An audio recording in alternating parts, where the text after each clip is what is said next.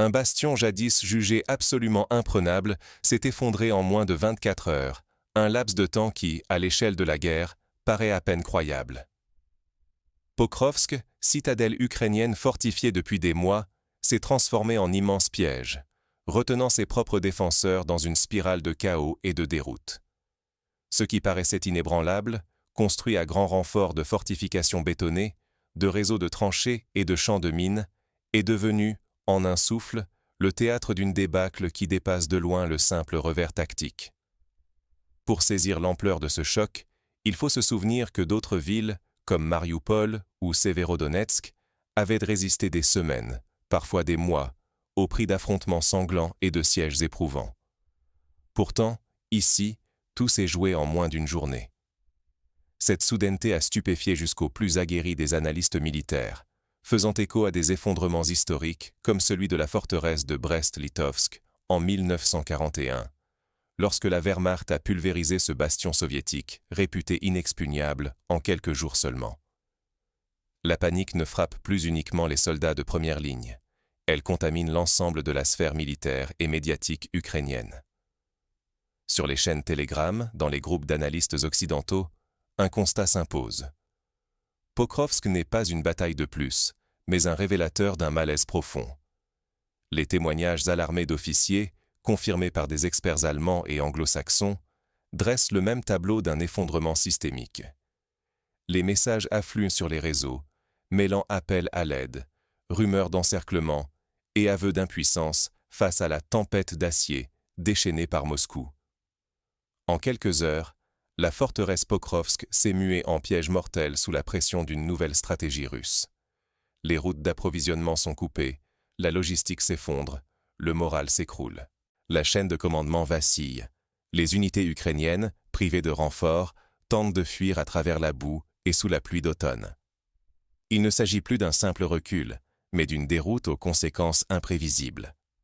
Des véhicules abandonnés jonchent les routes, rappelant les images de la retraite de France en 1940, lorsque l'armée française, pourtant considérée comme l'une des plus puissantes d'Europe, a cédé en quelques semaines. Sous-estimer ce basculement, c'est perdre le fil du conflit et brouiller la compréhension des enjeux à venir. Car la chute de Pokrovsk ne menace pas seulement la défense ukrainienne, elle ouvre la voie à un bouleversement régional. Pour saisir la portée réelle de cet événement, il faut comprendre non seulement comment il s'est produit, mais aussi ce qu'il révèle sur la guerre moderne. La victoire se joue désormais sur la capacité à gérer l'effondrement interne de l'adversaire, bien plus que sur le terrain. Mais comment une telle citadelle a-t-elle pu s'effondrer si rapidement? Pour le comprendre, il faut revenir sur les heures décisives du siège et analyser les failles exploitées par l'offensive russe. L'histoire militaire regorge de sièges épiques, mais Pokrovsk restera gravé comme un cas d'école du contournement des défenses statiques par la mobilité et l'infiltration rapide. Un matin d'escarmouche, un soir de chaos. En moins de 24 heures, Pokrovsk, longtemps perçue comme une forteresse inviolable, a basculé. Cette ville n'est pas qu'un point stratégique. Elle est l'accès au Donbass, le pilier logistique qui soutenait toute la défense ukrainienne. Routes et voies ferrées y convergeaient, alimentant le front en armes, vivres et renforts. Maîtriser Pokrovsk, c'était verrouiller une région entière. Pour illustrer, imaginons une partie d'échecs où la chute d'une seule pièce maîtresse expose soudain tout l'échiquier. Mais rien ne s'est passé comme prévu. Alors que tout annonçait une lente guerre d'usure, la Russie a opté pour la vitesse et la surprise. Un raid blindé fulgurant, traversant les lignes sans s'enliser dans les ruines. Les chars ont brisé d'un seul coup des défenses préparées depuis des mois, contournant la bataille frontale attendue. Pris à revers, les Ukrainiens n'ont eu ni le temps ni l'espace pour organiser une résistance. Ce genre d'assaut rappelle les percées de la Blitzkrieg allemande pendant la Seconde Guerre mondiale, où la rapidité, la coordination et l'effet de surprise pulvérisaient les lignes ennemies pourtant solidement retranchées. La chute de la gare ferroviaire a déclenché une réaction en chaîne. Ce n'est pas seulement une infrastructure qui a changé de main, mais le centre nerveux de la logistique ukrainienne qui s'est effondré. En quelques heures, les communications ont été coupées, les ordres confus, les ravitaillements bloqués. Les fortifications, autrefois réputées imprenables, se sont écroulées comme un château de sable sous la tempête. Ce genre de situation s'est déjà vu lors de la bataille de Stalingrad, où la perte de points logistiques clés avait précipité l'effondrement d'unités entières. Ce revers éclaire un principe brutal de la guerre moderne. Ignorer la logistique, c'est condamner ses propres troupes. Les images de colonnes ukrainiennes fuyant sous la pluie, abandonnant chars et positions, prouvent que tout ne se joue pas sur le champ de bataille. Dans l'ombre, ce sont les flux, la coordination, la gestion de crise qui scellent le destin d'un front. Rappelons que lors de la guerre du Kippour, en 1973, l'épuisement des stocks de munitions avait failli coûter la victoire à Israël, malgré des succès initiaux sur le terrain. Derrière la percée russe, c'est l'ensemble du système militaire ukrainien qui chancelle. La panique gagne Kiev, où la gestion de l'urgence s'annonce déjà comme la prochaine bataille à livrer. Cette incertitude rappelle la crise traversée par l'armée rouge en 1941, lorsque la perte de Smolensk avait semé la confusion jusqu'au Kremlin. À Kiev, le choc de la défaite se répercute jusque dans les couloirs du pouvoir. Les décisions qui vont suivre pourraient redessiner l'équilibre de la guerre. On se souvient qu'en 1950, lors de la guerre de Corée, la chute de Séoul avait provoqué une recomposition stratégique majeure, forçant les Alliés à revoir totalement leur dispositif. Quand la chaîne de commandement se brise, plus aucune défense ne tient. À Pokrovsk, la panique s'est emparée du commandement ukrainien, révélant bien plus qu'un simple revers. C'est toute l'architecture militaire qui chancelle, emportée par une crise de leadership inédite. Des témoignages font état de généraux injoignables, d'ordres contradictoires, de brigades livrées à elles-mêmes, un scénario qui évoque la débâcle française de 1940, où l'absence de directives claires avait accéléré la chute. En catastrophe, les dernières brigades opérationnelles sont redéployées vers Pokrovsk. Ce pari, loin de régler la crise, laisse des pans entiers du front totalement exposés. Les défenses autour de Zaporijia et jusqu'aux abords de Dnipro deviennent vulnérables, déclenchant un dangereux effet domino. Cette situation rappelle l'effondrement du front sud russe en 1917, où la concentration des troupes sur un seul secteur avait ouvert la voie à la percée ennemie ailleurs. Sur le terrain, la dégradation est fulgurante. Après des mois de guerre statique, le moral s'effondre. Les désertions se comptent désormais par plusieurs centaines chaque jour. La parole se libère. Certains commandants dénoncent publiquement l'absence de directives. On retrouve là des dynamiques déjà observées lors de la campagne d'Italie en 1943, où l'érosion du moral et la confusion dans les ordres avaient mené à des effondrements soudains de divisions entières. Les réseaux sociaux débordent de témoignages de soldats épuisés, désabusés, parfois en larmes, incapables de donner un sens aux ordres reçus. Les sacrifices semblent vains. La confiance s'érode à vue d'œil. Les vidéos circulent, montrant des unités isolées, appelant à l'aide, rappelant les scènes de la retraite de Dunkerque, où l'armée britannique, coupée de ses arrières, ne pouvait compter que sur la solidarité et l'improvisation. La perte de Pokrovsk ne s'explique pas uniquement par la puissance de l'offensive russe. C'est surtout la confusion généralisée côté ukrainien qui fait la différence. Depuis plusieurs semaines, aucun plan stratégique n'a été communiqué. Les décisions réagissent à l'urgence, sans anticipation réelle. Dans cette guerre, à l'aveugle, chaque jour apporte son lot d'improvisation. L'incertitude s'insinue jusqu'au sommet de l'État. Certains parlent déjà de paralysie institutionnelle. Quand les chefs hésitent, les subordonnés désertent. Laisser pourrir le commandement, c'est risquer bien plus qu'une défaite militaire. C'est l'effondrement pur et simple de l'État. L'histoire regorge d'exemples où l'armée, privée de sens et de relais, entraîne tout le pays dans sa chute. L'Empire byzantin, au XIe siècle, a ainsi perdu l'Anatolie après la bataille de Manzikert, non pas tant par supériorité ennemie que par effondrement du commandement et de la logistique. Cette spirale aspire désormais la société ukrainienne tout entière. La peur supplante l'espoir, la défiance ronge la cohésion nationale. Même les soutiens occidentaux s'inquiètent. Sans leadership, aucune aide ne peut être efficace, aucun front ne peut tenir. Les débats s'enflamment au sein de l'OTAN, certains réclamant une conditionnalité plus stricte à l'aide, d'autres s'interrogeant sur la pertinence de continuer à soutenir un partenaire en crise. Mais l'isolement est aussi extérieur. Au vide de commandement s'ajoute la montée d'un malaise palpable sur la scène internationale.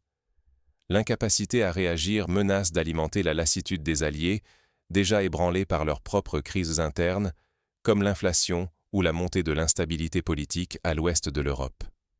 La crise de Pokrovsk marque donc un point de bascule, où chaque décision ou absence de décision peut précipiter une défaite totale. Désormais, le sort du conflit semble suspendu à la capacité de Kiev à restaurer une autorité et à convaincre ses alliés de ne pas abandonner. Cette situation rappelle le moment critique de la guerre du Vietnam, quand la chute de Da Nang en 1975 avait précipité le retrait définitif du soutien américain.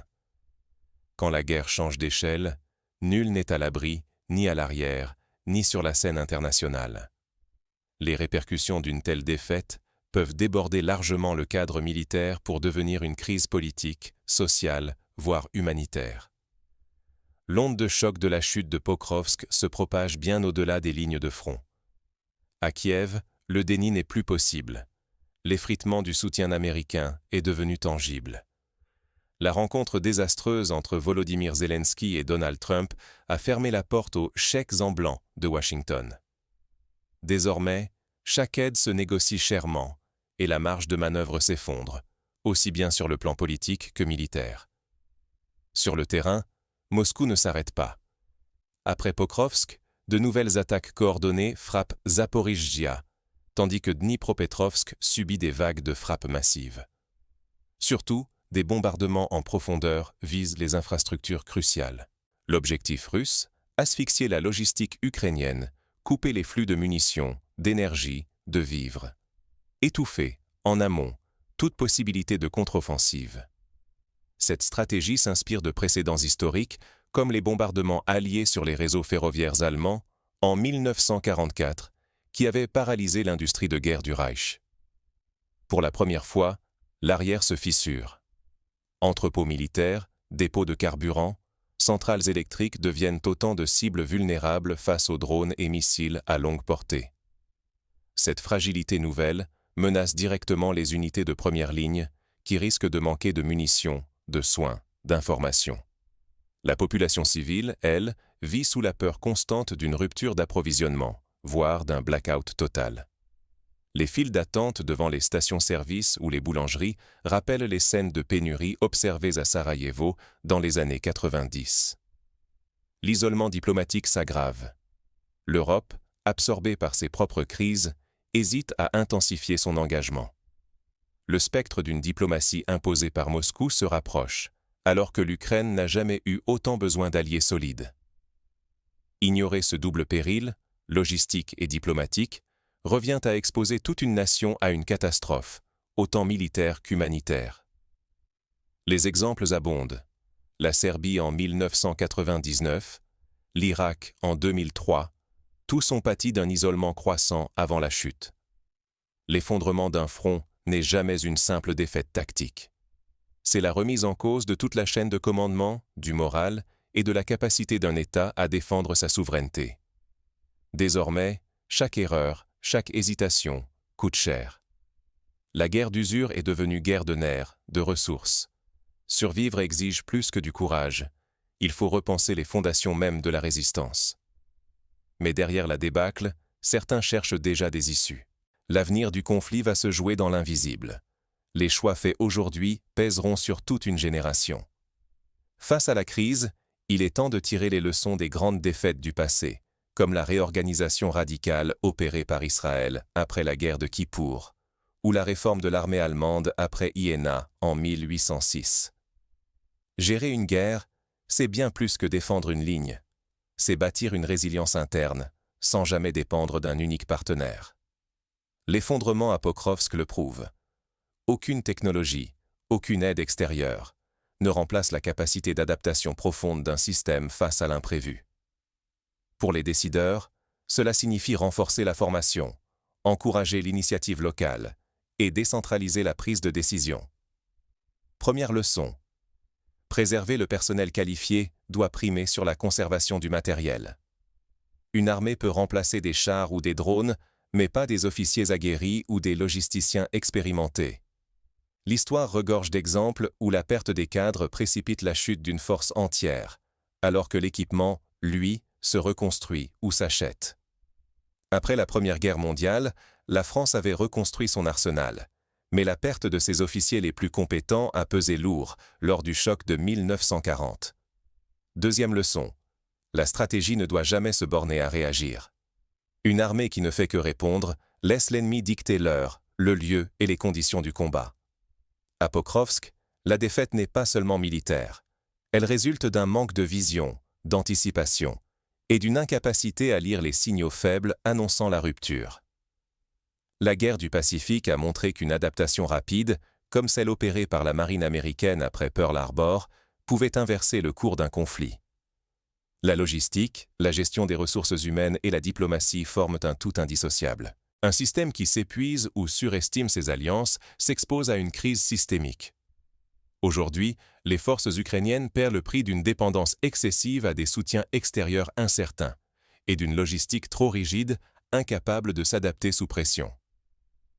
La leçon de la campagne de Russie en 1812, l'épuisement des lignes d'approvisionnement de Napoléon, reste d'une actualité brûlante. Ignorer ces leçons, c'est condamner toute chance de survie lors d'une crise majeure, qu'il s'agisse d'un conflit, d'une catastrophe naturelle ou d'un choc économique. La guerre d'usure ne se gagne ni par le courage, ni par la technologie seule, mais par la capacité à préserver ses forces vives, anticiper la rupture et transformer chaque crise en opportunité de rebond. La question demeure. Comment agir avec lucidité dans un monde où la guerre d'usure impose ses règles? Un premier pas consiste à mettre en place des cellules de veille stratégiques, capables d'identifier les signaux faibles, de tester régulièrement la solidité des chaînes logistiques et de simuler des scénarios d'effondrement pour mieux s'y préparer. Un deuxième pas serait de diversifier les alliances et les sources d'approvisionnement, afin de ne jamais dépendre d'un seul partenaire ou d'une seule route. Ce qui a été révélé à Pokrovsk n'est pas un simple revers, mais un signal d'alarme. Le prochain acte montrera jusqu'où la crise peut encore s'aggraver, et ce qu'il faudra mettre en jeu pour inverser la spirale. Les dirigeants ukrainiens, tout comme leurs alliés, devront faire preuve d'une lucidité impitoyable, accepter de remettre en cause les certitudes et investir dans la formation des hommes, bien plus que dans la simple accumulation d'armes. Quand tout vacille, la survie ne dépend plus de la force brute, mais de l'intelligence stratégique. Il faut oser apprendre des revers, cultiver la souplesse organisationnelle et bâtir une culture de la résilience. Les nations qui ont survécu aux pires crises, de la Grande-Bretagne en 1940 à la Finlande en 1940, l'ont fait en mobilisant toutes leurs ressources, matérielles et surtout humaines. La chute de Pokrovsk n'est pas simplement une défaite militaire. Elle révèle la fragilité d'un système tout entier, exposant les fissures invisibles, perte de cohésion, épuisement moral, paralysie des ordres. Parfois, une ligne de front s'effondre en quelques heures, mais la véritable défaite est déjà en marche, plus profonde et insidieuse.